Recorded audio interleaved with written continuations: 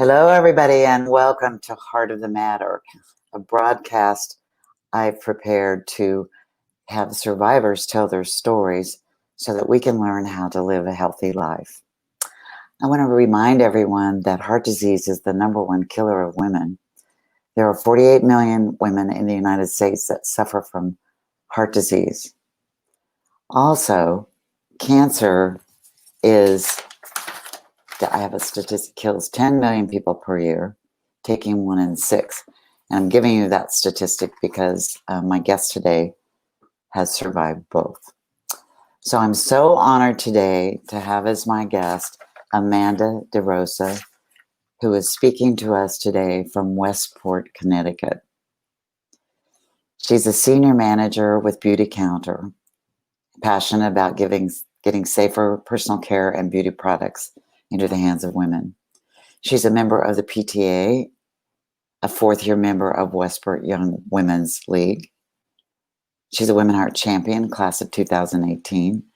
And she's a board member of Women at Heart, an organization that raises funds to help uninsured women get access to free cardiovascular screenings. Welcome, Amanda. I forgot one important thing. She's the mom of 6-year-old Preston and the wife of Matt. So welcome, Amanda. I'm so pleased you're here. I'm so honored you're here. Thank you so much. I'm so honored that you asked me to be a part of this. And yes, you're welcome. So I'm going to ask Amanda some questions, but I'm going to ask her to start today by telling us her survivor story. Amanda, would you fill us in, please? Sure. So essentially, I'm 36 years old and going back a decade ago. It's hard to believe, but 10 years ago, I all of a sudden was experiencing some really strange things that I had never experienced before.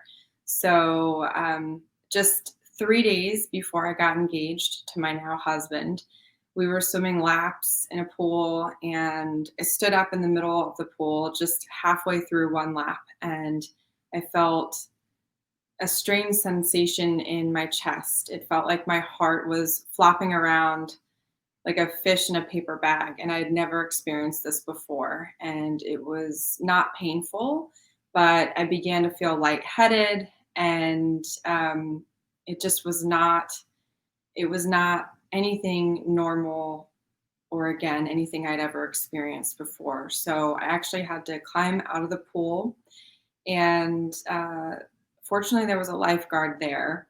I remember starting to pace back and forth and just take deep breaths, trying to, I don't really know, reset my heart. I knew it was my heart, but I didn't know what was going on. I started getting really dizzy. Fortunately, after a handful of minutes, I guess my heart went back into what we call sinus rhythm. And that was kind of it. But it was very strange and it was very scary. And it's hard to really put exactly into words that experience. But that was my first bout with something very strange with my heart. The second bout came not too much later after that. I was simply walking home.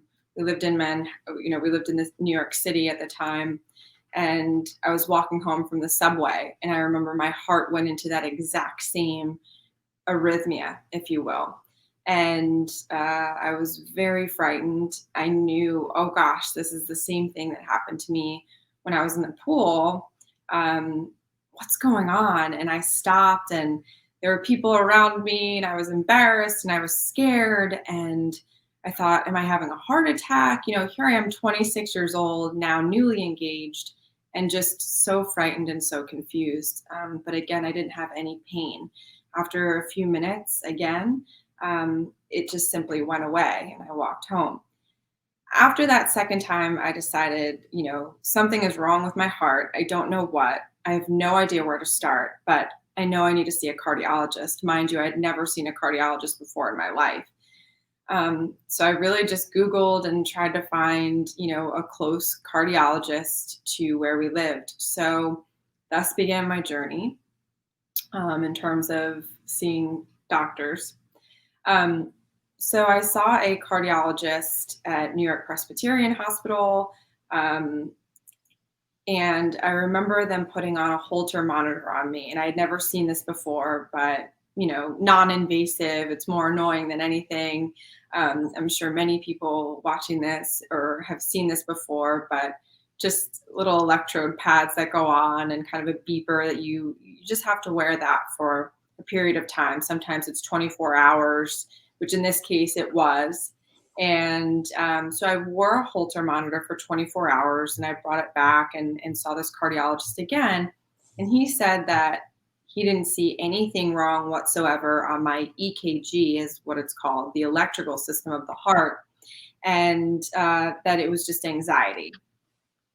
So, what he was seeing was a 26-year-old woman with some anxiety, of course, because I didn't know what was going on, who looked healthy and no prior history of that I knew of at that point of family history of any type of heart disease. So I was sent on my way. However, I was uncomfortable with this. I was not satisfied with that because I knew in my gut that something was not right. Those two events, if you will, were way more than just a couple of palpitations or an extra beat that are extremely benign, and most people have them and most don't even know that they have them. I knew that this was something different.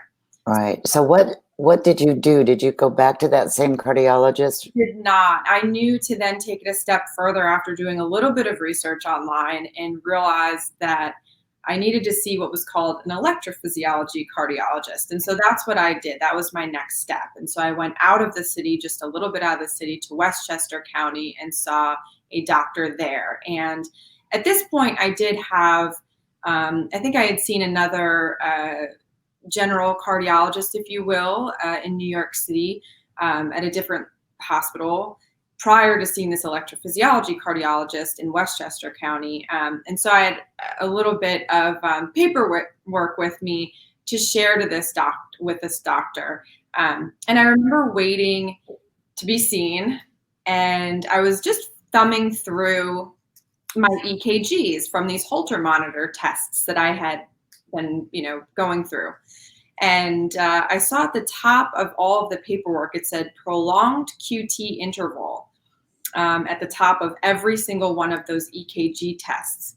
And I thought, that's interesting. That has never been brought up to me before. What is that? So I simply just Googled it on my phone, and immediately what came up was what's called long QT syndrome. And one of the first things that it talked about was swimming being an exact exasperation, if you will, of this type of heart condition. Oh my gosh. So Oh my goodness.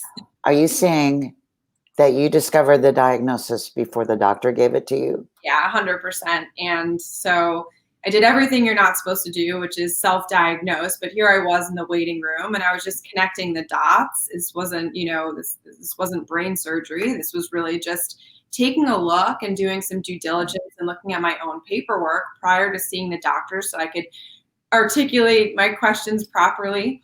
And I connected those dots, and I remember very clearly when I met with this electrophysiology cardiologist, I remember pointing this out to him and asking about it. And really, he thought, he just thought that I was very anxious, onto something that I shouldn't have been onto.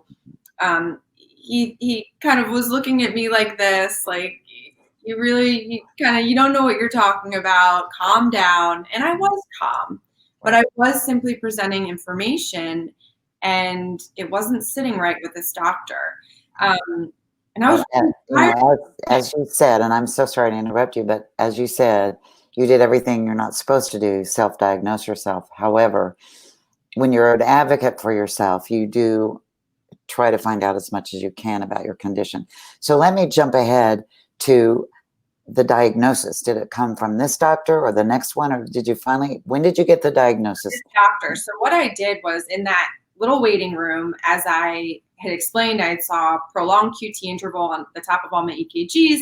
I saw that that goes with long QT syndrome. I'd never heard of that before. I also saw that swimming could be a trigger for a cardiac event, aka arrhythmia. I realized must be what I have. This is, too coincidental. I insisted to that doctor that the only reason the only way to really find out if you have long QT syndrome is to really get a genetic test. And so I essentially insisted that I get the blood work to move forward and find out, do I have this or not? Because what long QT syndrome does is it's considered a sudden arrhythmia death syndrome, and it can actually cause cardiac arrest. And then that's it, you die. So this is extremely serious. It's a serious condition, and it needed to be taken seriously. And unfortunately, I wasn't being taken seriously by any of these doctors until I pushed and pushed and said, I must get this test. So what they did was they thought I was crazy, but they ordered a kit, a genetic kit. They had me come in at another time within a couple of weeks. I had some blood drawn, it was sent away, and then I waited for 6 weeks to get results. And then in turn, the doctor did call me on a Friday afternoon. I was an office manager at that time. And he asked me if I could go somewhere, where I'd have some privacy. So he said, listen, I need you to stay calm, But, and I don't want to give you this news over the phone, but at the same time, I actually need to prescribe you medication, and I need you to start that medication as soon as you get home from work today. Oh my goodness. Sure enough, he told me that I did have long QT syndrome, that I had tested positive for the gene mutation, and again, that I was to start medication that evening, but to stay calm. Again, this is a very serious condition where you can have cardiac arrest and pass away. So I had to go through that weekend just kind of holding my breath, and was really very scared at that point. And things got very real very fast. And that Monday, I then went back in to see this doctor to sit down and talk about my diagnosis in depth. Right. Well, I have to say I'm really proud of you for your perseverance. And it's a lesson we can all learn. And I have to admit also that I had never heard of your condition until I heard your heart story at Mayo Clinic when we were going through Women Heart Champion training. So let me ask you a couple more questions before we wrap up. So you got this diagnosis. Then you had to start taking medications. Tell me what lifestyle changes you had to make after that for this condition. Sorry. That's okay. So one of the really big things with long QT syndrome is exercise and stress and swimming, depending on what type of long QT syndrome you have, which I do have the type that swimming is a trigger. You do have to really change your lifestyle because they can cause cardiac arrest. So I was an athlete my whole life growing up to that point. I was an avid skier, double black diamonds with my, husband. I was, planning to have a family, and, I wanted to have 3 or 4 children and all of these wonderful things. And so lifestyle change immediately was I couldn't ski, no more exercising. And that was a really big one for me because skiing had just become such a big love in my early 20s. Right. So that was huge. Also taking medication and knowing that that's something I would need to do for the rest of my life. And then even just simple things like going to the dentist. I remember I had to have like a root canal or something, and I'd never had that before, but even Novocaine has epinephrine in it, and epinephrine is a stimulant. So I have to have, a different Novocaine when I go to the dentist, and just there were a lot of just lifestyle changes that sort of piled up. Right. Well, I'm proud of you for doing all of those. And I want to ask you one more question about your heart. And then we didn't get to touch on your lung cancer. But I know that after you went through this, you were diagnosed with some lung cancer. So tell me quickly how that came about and what they did to you for the lung cancer, and then I will wrap up with a question about advice. So please tell us. Sure. So lung cancer was discovered because in 2015, so in 2010, 11, I was diagnosed with long QT syndrome. And then fast forward, I got married. I had one baby. We had one baby. And right after he turned 1 year old, I started experiencing horrible symptoms, and which led me to my primary care, went through a whole series of tests. And I was diagnosed with a rare autoimmune disease called sarcoidosis. Completely unrelated to long QT syndrome, completely unrelated to lung cancer. And in that workup of, CAT scans, bone marrow biopsy, chest CT scans, PET scan, all of that, they saw a ground glass opacity nodule in the upper right lobe of my lung. And so what they had said was that this was something that we were going to need to watch and monitor. So fast forward, and I was just like, okay, whatever we need to do.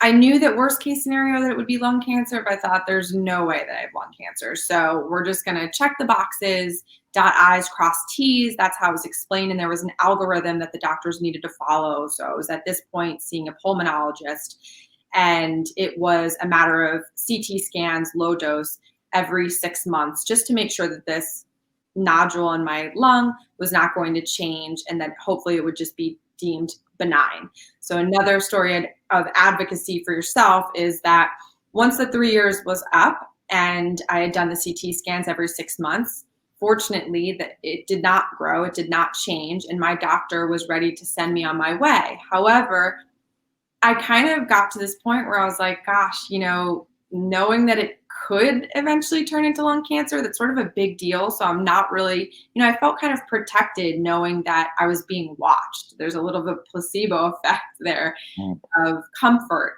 if you will. And I had asked, hey, instead of in 6 months, can you scan me, or instead of just letting me go forever, which most people probably would have been jumping up and down with, I just listened to that, that voice that in my gut, I think I need to have one more scan, but how about in a year from now? And then I'll be good to go. And she was reluctant. She was reluctant, of course, to do this because, when you have CT scans, it's radiation. So anyway, she did reluctantly say, yes, okay, we'll do one more scan in a year, and again, they kind of thought I was crazy, high anxiety, etc.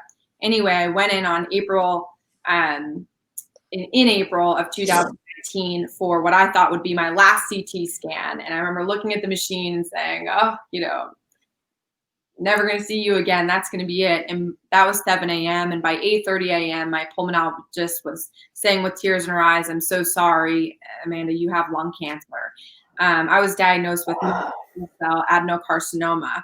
So had I not pushed and asked to have that one more scan a year out, I'd be in a different situation. I was diagnosed at stage 1, and I had surgery in August. And just even between April when I was diagnosed and August when I had my surgery, it had even grown the tumor even more in just those short few months as I was preparing my body for a major surgery. Right. That's just such an incredible story for such a young woman, and that's in good shape, and an athlete, and all the things that are not typical to those of us that try to think of a heart patient or a cancer patient or all of this. So I think I know what you're going to say about what advice you would give to women about their health, whether it be their heart health or cancer. But I've heard throughout your story about your perseverance and your advocacy for yourself. But what would one piece of advice be to women that are going to watch this broadcast?